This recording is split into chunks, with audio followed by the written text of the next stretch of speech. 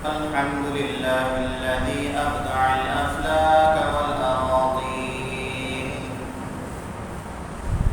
والصلاة والسلام على من كان نبيا وآدم بين الماء والطين، وعلى آله وأصحابه وأزواجه وذرياته والناس أجمعين،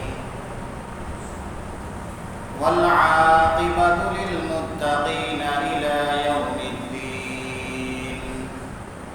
أما بعد، فقد قال الله تبارك وتعالى في كلامه المجيد وفرقانه الحميد: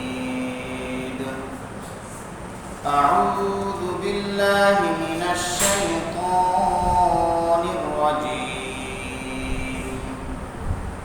بسم الله الرحمن الرحيم. اليوم أكملت لكم دينكم وأتممت عليكم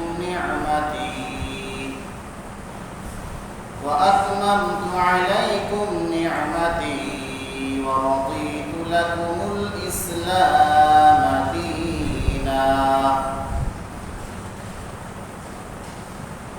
فمن اضطر في مخمصة غير متجانف لإثم فإن الله غفور رحيم. وقال تعالى في آية أخرى: لن تنالوا البر حتى تنفقوا مما تحبون، وما تنفقوا من شيء فإن الله به عليم.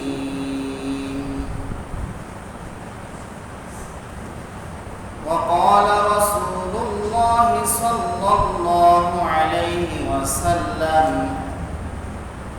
صيام يوم عرفة إني أحتسب على الله أن يكفر السنة التي قبله والسنة التي بعده، أو كما قال عليه الصلاة والسلام: صدق الله مولانا العظيم، وصدق رسوله النبي الأمي الكريم، ونحن على ذلك من الشاهدين والشاكرين، والحمد لله رب العالمين. اللهم صل على محمد وعلى آل محمد، كما صليت على إبراهيم وعلى آل إبراهيم إنك حميد مجيد. اللهم بارك على محمد وعلى آل محمد، كما باركت على إبراهيم وعلى آل إبراهيم إنك حميد مجيد। আলহামদুলিল্লাহ, সকল প্রশংসা সেই মহান রব্বুল আলামিনের আলিশান দরবারে, যে আল্লাহ সুবহানাহু ওয়া তাআলা আমাদেরকে একটি বরকতময় মাস, জিলহজ মাস, হজ এবং কুরবানির মাসে আল্লাহ রব্বুল আলামিন আমাদেরকে উপনীত হওয়ার তৌফিক দান করেছেন এবং জুমার দিন জুমার নামাজ আদায়ের উদ্দেশ্যে মসজিদে উপস্থিত হওয়ার তৌফিক দান করেছেন। এজন্য আল্লাহ তাআলার দরবারে শুকরিয়া জ্ঞাপন করি, আলহামদুলিল্লাহ।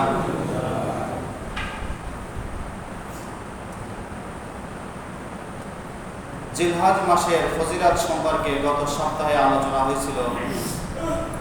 নবীজি সাল্লাল্লাহু আলাইহি ওয়াসাল্লাম ইরশাদ করেছেন যে জিলহজের প্রথম দশকের প্রতিটা দিনের রোজা আল্লাহ তাআলার কাছে 1 বছর রোজার সমতুল্য সওয়াব রাখে এবং জিলহজ মাসের প্রথম দশকের প্রতিটা রাত শবে কদরের ইবাদতের সমপর্যায়ের মর্যাদা রাখে। তো জিলহজের আজ 7 তারিখ,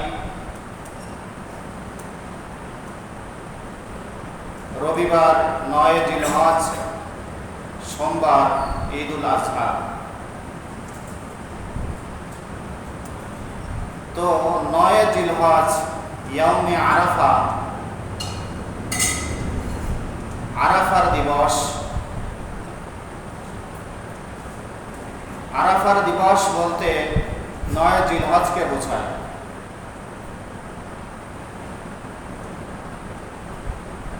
তো আরাফার ময়দান এটা মক্কা থেকে 22 কিলোমিটার দূরে অবস্থিত। 9 জিলহজ হাজিগণ সেখানে কি হন? একত্রিত হন। হজের কাজ সেখানে কি হয়? হজের খুতবা দেওয়া হয়। নবীজি সাল্লাল্লাহু আলাইহি ওয়াসাল্লাম এই আরাফার ময়দানে ভাষণ দিয়েছিলেন। ঐতিহাসিক মতে যাকে বলা হয় বিদায় হজের ভাষণ। নবীজি সাল্লাল্লাহু আলাইহি ওয়াসাল্লাম এই বিদায় হজের ভাষণ তার জীবনের শেষ ভাষণ ছিল, হজের ভাষণ। এই বিদায় হজ আরাফার ময়দানের ভাষণ সম্পর্কে বুখারী শরীফের 45 নম্বর হাদিসে এসেছে। হযরত তারিক বিন শিহাব রাহমাতুল্লাহ আলাইহি থেকে বর্ণিত, তিনি বলেন, এক ইহুদি লোক হযরত ওমর ফারুক রাদিয়াল্লাহু তাআলা আনহুকে জিজ্ঞাসা করলেন যে, হে আমিরুল মুমিনিন, আপনারা যে কিতাব কোরআন পাঠ করেন তার মধ্যে এমন একটি আয়াত আছে আপনারা পাঠ করেন, যদি সে আয়াতটি আমাদের উপর অবতীর্ণ হতো তাহলে আমরা সেই দিনটিকে আমরা ইবাদত ঈদ হিসেবে উদযাপন করতাম। হযরত ওমর ফারুক রাদিয়াল্লাহু তাআলা আনহু বললেন, সে আয়াত কোনটি যেটা আমাদের কিতাবে অবতীর্ণ হয়েছে? সে আয়াত কোনটি? তখন ওই ইহুদি লোকটি তিনি বলল যে সে আয়াতটি হলো, আল ইয়াউমা আকমালতু লাকুম দীনাকুম ওয়া আতমামতু আলাইকুম নি'মাতি ওয়া রাদিতু লাকুমুল ইসলাম দীনা। যে বিদায় হজের দিন আল্লাহ তাআলা এই আয়াতটি নাজিল করলেন যে আজ আমি তোমাদের ধর্মকে পূর্ণতা দান করলাম, ওয়া আতমামতু আলাইকুম নি'মাতি, আর তোমাদের উপর আমার সমস্ত নিয়ামত এর পরিপূর্ণতা দান করলাম, ওয়া রাদিতু লাকুমুল ইসলাম দীনা, আর আমি ইসলাম ধর্মকে তোমাদের জন্য মনোনীত করে দিলাম। তখন হযরত ওমর ফারুক রাদিয়াল্লাহু তাআলা আনহু ওই ইহুদি ব্যক্তির কথা শুনে বললেন যে এই আয়াতটি কোথায় অবতীর্ণ হয়েছিল, কোন সময় অবতীর্ণ হয়েছিল এবং রাসূলুল্লাহ সাল্লাল্লাহু আলাইহি ওয়াসাল্লাম কোথায় ছিলেন, আমি সেটা ভালোভাবেই জানি। যে হুয়া কাইমুন বিআরাফাতা ইয়াউমিল জুমআ, যে আয়াতটি যখন অবতীর্ণ হয় নবীজি সাল্লাল্লাহু আলাইহি ওয়াসাল্লাম আরাফার ময়দানে দণ্ডায়মান ছিলেন,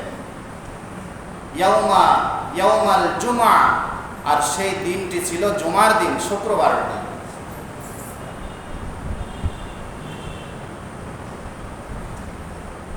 তো আরাফার দিবস সম্পর্কে মুসলিম শরীফের 1163 নম্বর হাদিসে এসেছে, নবীজি সাল্লাল্লাহু আলাইহি ওয়াসাল্লাম বলেন, সিয়ামু ইয়াউমি আরাফা ইন্নী আহতাসিবু আলা আল্লাহ আন ইউকাফিরা সানাতা আল্লাতী ক্বাবলা ওয়াস সানাতা আল্লাতী বা'দা। 9 জিলহজ আরাফা দিনের রোজার ব্যাপারে আমি আল্লাহ তাআলার কাছে আশাবাদী, এই আশা রাখি যে আল্লাহ তাআলা পিছনের 1 বছর এবং সামনের 1 বছর, মোট 2 বছরের গুনাহকে আল্লাহ তাআলা ক্ষমা করে দিবেন। এটা হলো ইয়াউমে আরাফা, 9 জিলহজের রোজার ব্যাপারে নবীজি সাল্লাল্লাহু আলাইহি ওয়াসাল্লাম বলেন যে 2 বছরের গুনাহ মাফ করে। আশুরা রোজা, আরাফা রোজা তথা 9 জিলহজের রোজা 1 বছর পিছনের এবং 1 বছর সামনের গুনাহকে মিটিয়ে দেয়, ক্ষমা করে দেয়।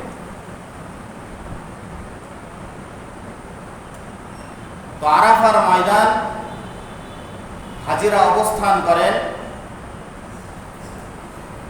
তো আরাফার দিন এই ব্যাপারে আবু দাউদ শরীফের 2419 নম্বর হাদিসে এসেছে,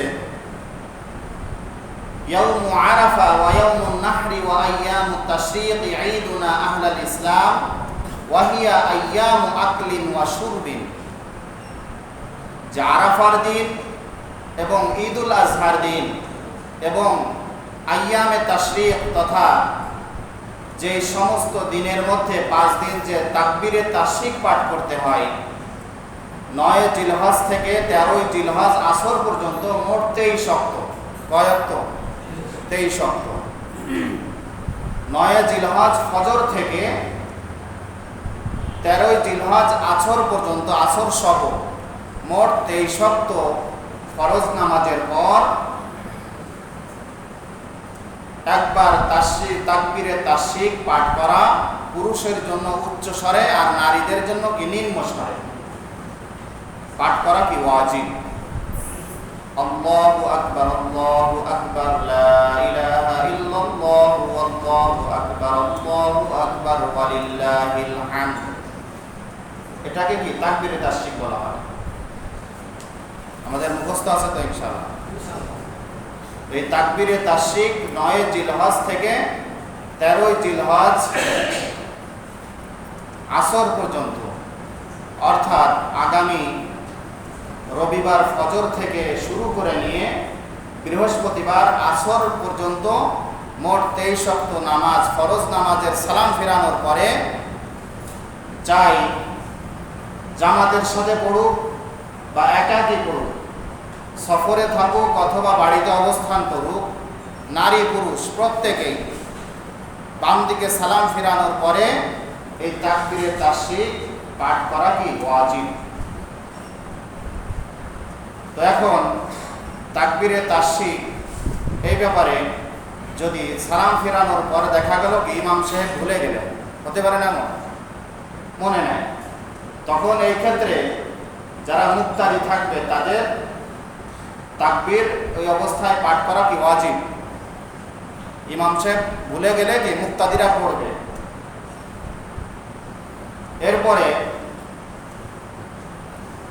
তাকবীরে তাশরীক নামাজ শেষ করার পর দেখা গেল কি মনে হয়, এমত অবস্থায় যদি নামাজ ভাঙ্গার কোনো কারণ পাওয়া যায়, যেসব কারণ পাওয়া গেলে কি যে নামাজ ভেঙে গেছে, মসজিদ থেকে বের হয়ে গেছে, এরপরে যদি মনে পড়ে তখন কি তার উপর পড়া কি ওয়াজিব থাকে না। কিন্তু সালাম ফেরানোর পর যদি নামাজের অবস্থায় বসে থাকে, এরপরে যদি স্মরণ আসে কি তখন কি পড়ে নেবে।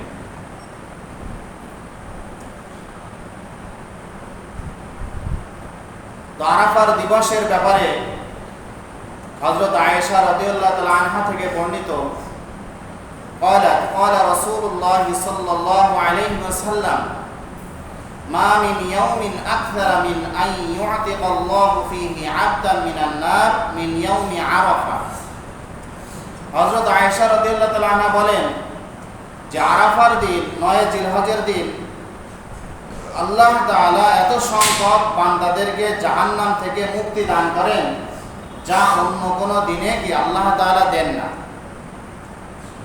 আরাফার দিনে আল্লাহ তাআলা এত সংখ্যক বান্দাদেরকে জাহান্নাম থেকে মুক্তি দান করেন যা অন্য সময় কি মুক্তি দেন না, তার চেয়ে কি অধিক পরিমাণ ওই আরাফার দিনে আল্লাহ তাআলা কি জাহান্নামীদের মুক্তি দান করেন। ওয়া ইন্নাহু লায়াদনু, আর এই 9 জিলহজের দিন আল্লাহ তাআলা তিনি কি বান্দাদের কি হন অধিক নিকটবর্তী হন রহমত নিয়ে। সুম্মা ইউবাহি বিহিমুল মালাইকা, অতঃপর আল্লাহ তাআলা কি করেন ফেরেশতাদেরকে নিয়ে ওই বান্দাদের ব্যাপারে কি করেন গর্ববোধ করেন। কি গর্ববোধ করেন? যে আমি এই বান্দাদেরকে আজ ক্ষমা করে দিলাম, এই ব্যাপারে আল্লাহ তাআলা গর্ববোধ করেন। ফায়াকুলু মা আরাদা হাউলা, অতঃপর আল্লাহ তাআলা বলেন যে হে আমার ফেরেশতারা বলো তো আমার এই সমস্ত বান্দারা আজ কি চায়। বান্দারা সেদিন কি আল্লাহ তাআলার কাছে ক্ষমা চায়।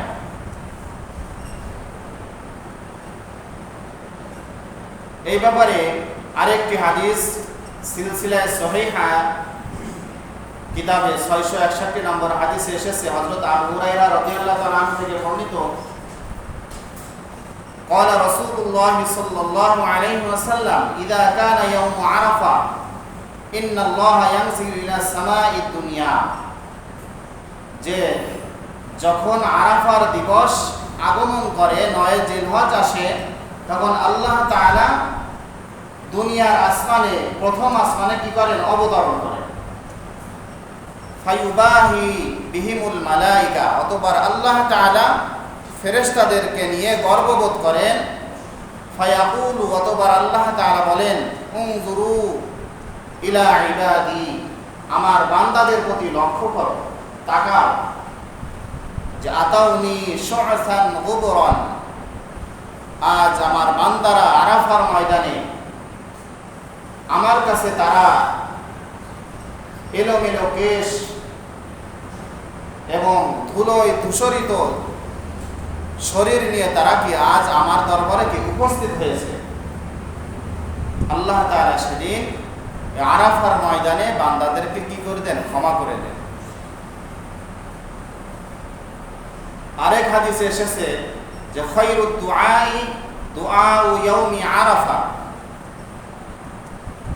দোয়া সমূহের মধ্য থেকে উত্তম দিন হলো আরাফার দিনের দোয়া। যে ওই দিন দোয়া করলে আল্লাহ তাআলা কি করেন বান্দাদেরকে ক্ষমা করেন, বান্দাদের দোয়াকে আল্লাহ তাআলা কবুল করেন।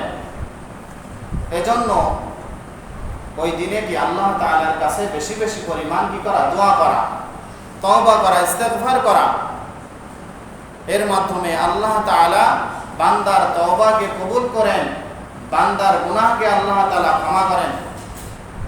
এজন্য আরাফার দিনে আমাদের বেশি বেশি দোয়ার প্রতি কি মনোনিবেশ করা।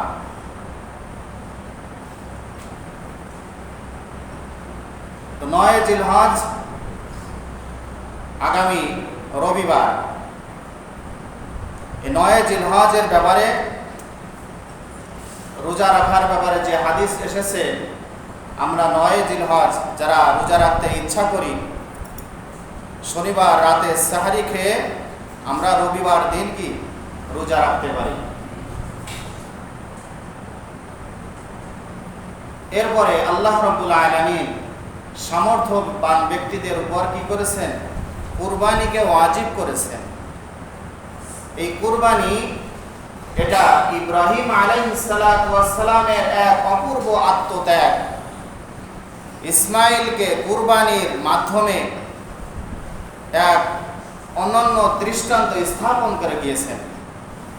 আর ইব্রাহিম আলাইহিস সালাতু ওয়াস সালাম থেকে আমাদের নবী সাল্লাল্লাহু আলাইহি ওয়াসাল্লাম তিনি এই কুরবানির যে পদ্ধতি ইবাদত, এটা আমাদের নবী সাল্লাল্লাহু আলাইহি ওয়াসাল্লাম প্রবর্তন করে গিয়েছেন। সাহাবায়ে কেরাম রাদিয়াল্লাহু তাআলা আনহুম নবীজি সাল্লাল্লাহু আলাইহি ওয়াসাল্লামের কাছে জিজ্ঞাসা করেছিলেন, মা হাদিহিল আদাহি ইয়া রাসূলুল্লাহ, যে হে আল্লাহর রাসূল, এই কুরবানি এটা কি? ক্বালা, তখন নবীজি সাল্লাল্লাহু আলাইহি ওয়াসাল্লাম বললেন, সুন্নাতু আবিকুম ইব্রাহিম আলাইহিস সালাম, যে কুরবানি এটা হলো তোমাদের পিতা ইব্রাহিম আলাইহিস সালাতু ওয়াস সালামের একটা সুন্নাহ, আদর্শ।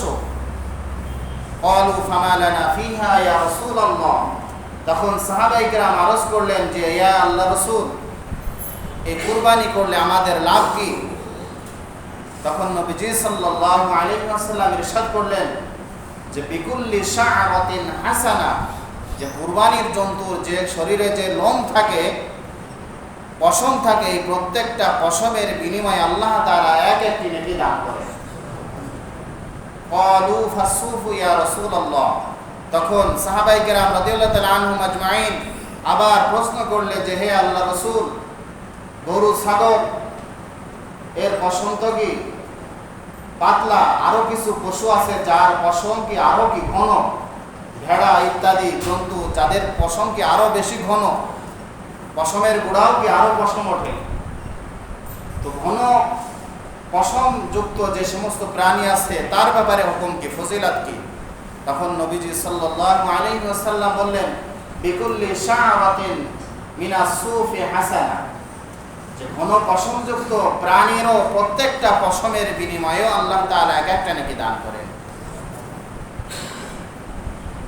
অন্য এক হাদিসে এসেছে হযরত আয়েশা রাদিয়াল্লাহু তাআলা আনহা থেকে বর্ণিত যে কুরবানির দিন আল্লাহ তাআলার কাছে কুরবানি জন্তু এর শরীরের রক্ত প্রবাহিত করা তথা জবাই করার চেয়ে আল্লাহ তাআলার কাছে সেই দিন আর অধিক কোনো প্রিয় আমল নেই। কুরবানির জন্তু কি জবাই করার চেয়ে, কুরবানির জন্তুর রক্ত প্রবাহিত করার চেয়ে কুরবানির দিন আল্লাহ তাআলার কাছে আর অধিক পছন্দনীয় আর দ্বিতীয় কোনো আমল নেই।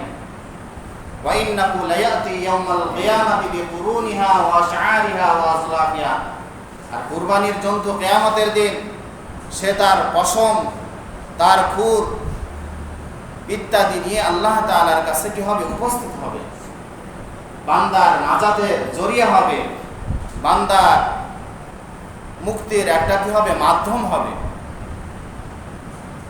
এরপরে নবীজি সাল্লাল্লাহু আলাইহি ওয়াসাল্লাম বলেন, ওয়া ইন্নাদ দামা লা ইয়াকাউ মিনাল্লাহ বিমাকানিন ক্বাবলা আন ইয়াকা বিল আরদ, যে কুরবানির জন্তু জবাই করার সময় প্রথম যে রক্তের ফোঁটা মাটিতে পড়ে, প্রথম রক্তের ফোঁটা মাটিতে পড়ার আগে এই কুরবানি আল্লাহ তাআলার কাছে পৌঁছে যায়, অর্থাৎ আল্লাহ তাআলার কাছে কি হয়, কবুল হয়ে যায়।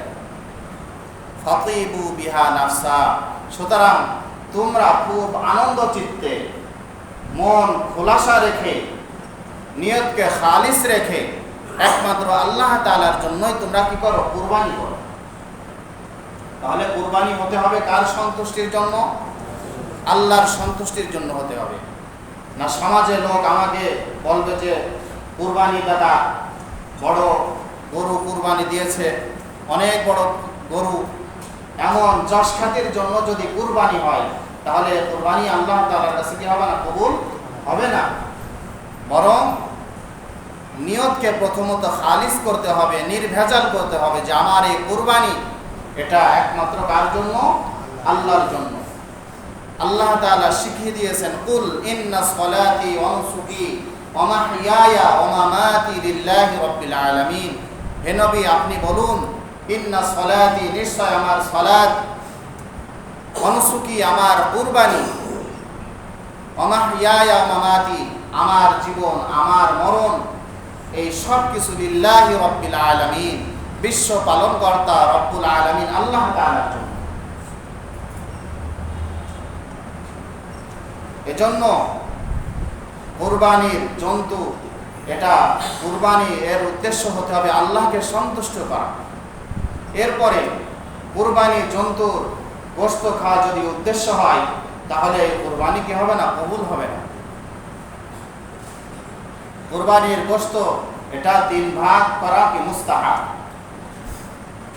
এক ভাগ হলো গরিব মিসকিনদের জন্য, আরেক ভাগ আত্মীয় স্বজন, আরেক ভাগ কি নিজের জন্য, নিজেদের জন্য। আল্লাহ তাআলা বলেন ফাকুলু মিনহা ওয়া আত'ইমুল বাঈসাল ফাকির।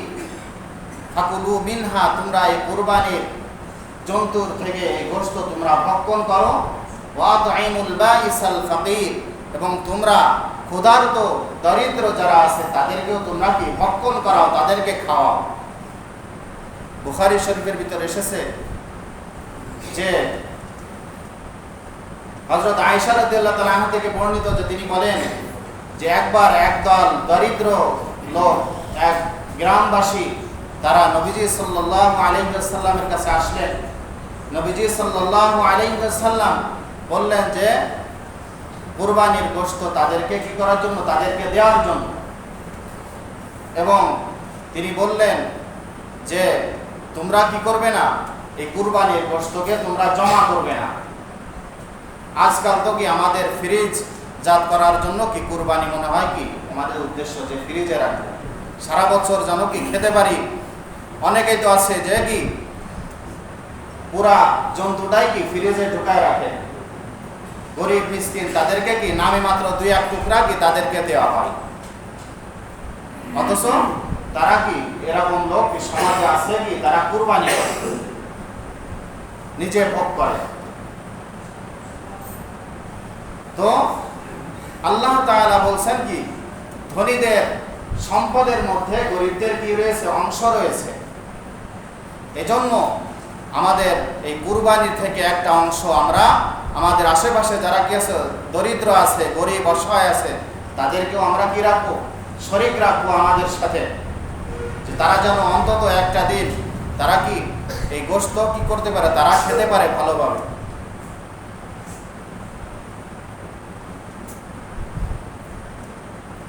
এরপরে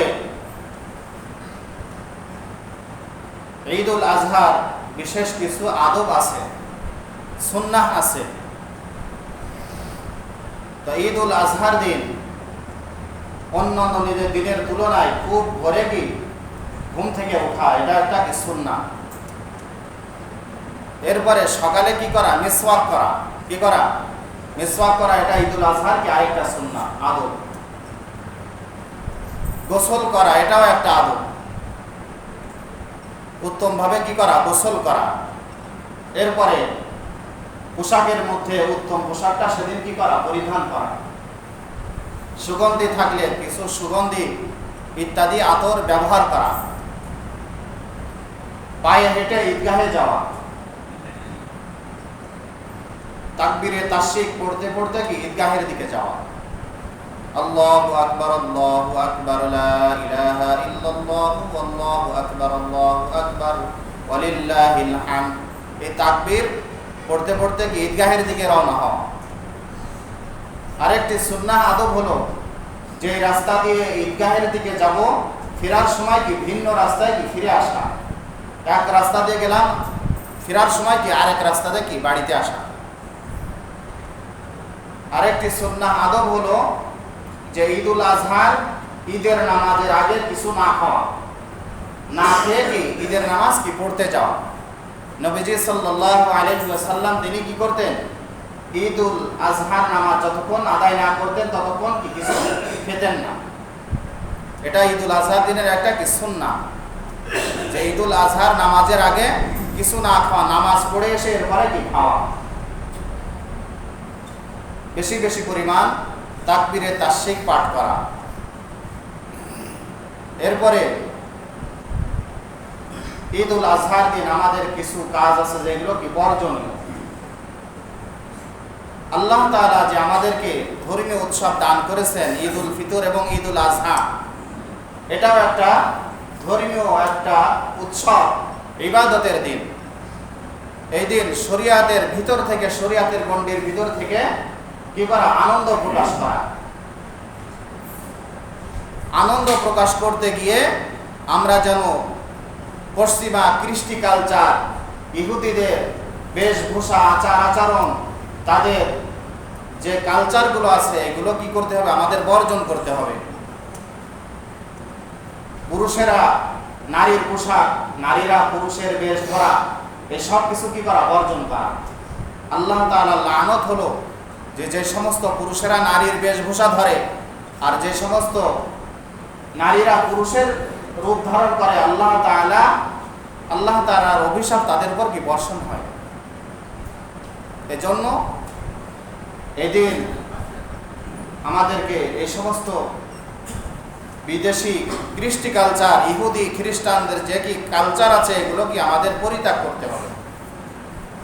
আর এই দিনকে কেন্দ্র করে আতশবাজি ফুটানো, পটকা ফুটানো, গান বাদ্য, নাচানাচি করা, এগুলোকে আমাদের পরিহার করা মুসলিম হিসেবে আমাদেরকে দায়িত্ব। আর এই দিনে দেখা যায় আমাদের ছেলে মেয়েরা গান বাদ্য নিয়ে রাস্তাঘাটে এমনভাবে তারা কি বেপরোয়াভাবে চলাফেরা করে, নাচ গান করে, বক্স নিয়ে এমনভাবে তারা চলাফেরা করে, কেমন যেন কি আমরা মুসলিমই না, আমরা মুসলমানই না। তারা তো কি আমাদেরই সন্তান নাকি? আমাদের সন্তান ভাতিজা, কেউ না কেউ তো তারা। এজন্য পরিবারের অভিভাবকদের দায়িত্ব হচ্ছে সন্তানদেরকে কি করা? এই সমস্ত গান বাদ্য, নাচানাচি, বিজাতীয় কৃষ্টি কালচার থেকে কি তাদেরকে হেফাজত করা। এরপরে যারা কুরবানি দিবেন, কুরবানির পশুর যে কি হবে, ময়লা হবে, বর্জ্য হবে, এগুলো ভালোভাবে কি করা? দাফন করে দেওয়া। এর কারণে যেন কি লোকজন, প্রতিবেশী তারা কষ্ট না পায়। যদি আমার এই কুরবানির পশুর রক্ত, বর্জ্য ইত্যাদি ময়লার কারণে যদি আমার প্রতিবেশী, আশেপাশের লোক কষ্ট পায়, তাহলে এই কষ্ট দেওয়ার কারণে কিন্তু কি হবে? গুনাহ হবে। এজন্য যাতে দুর্গন্ধ না ছড়ায়, সেই দায়িত্ব আমাকে কি করতে হবে? গ্রহণ করতে হবে। পরিষ্কার পরিচ্ছন্ন তা আমাকে গ্রহণ করতে হবে। তো যাই হোক, আমাদের কুরবানি যেন আমরা আল্লাহ তাআলার সন্তুষ্টির জন্য করতে পারি। আল্লাহ তাআলা যেন আমাদের কুরবানিকে কবুল করে নেন, আমাদের নাজাতের উসিলা বানিয়ে নেন। আল্লাহ তাআলা আমাদের নামাজ, আমাদের কুরবানি, আমাদের জীবন, আমাদের মরণ সব কিছু যেন কবুল করে নেন। আল্লাহ তাআলা আমাদের তৌফিক দান করুন। সকলে বলি আমিন।